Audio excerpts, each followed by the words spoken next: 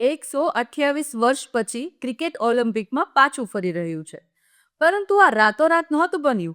તેના માટે લડત આપવી પડી હતી અને તે લડત આપી હતી ભારતે. આંતરરાષ્ટ્રીય ઓલિમ્પિક સમિતિમાં રહેલા એકમાત્ર ભારતીય મહિલા નીતા અંબાણી આ બાબત માટે કેન્દ્ર સ્થાને છે.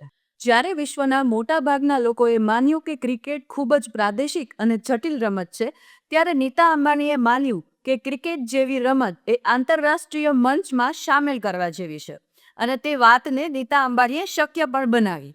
I'm delighted that IOC members have voted to include cricket as an Olympic sport in the LA Summer Olympics 2028. હવે ક્રિકેટ LA ઓલિમ્પિક્સ 2028માં પાછું ફરી રહ્યું છે, પરંતુ માત્ર એક રમત તરીકે નહીં, એક વૈશ્વિક લીડરશિપ કઈ રીતે પરિવર્તન લાવે છે તેના માટે પણ.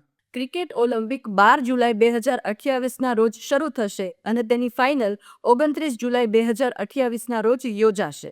ભારતે ક્રિકેટને માત્ર પોતાના ઘરે પાછું નથી પહોંચાડી, પરંતુ વિશ્વ સુધી પાછું લાવ્યું છે અને આ એક ઇતિહાસ પણ રચ્યો છે.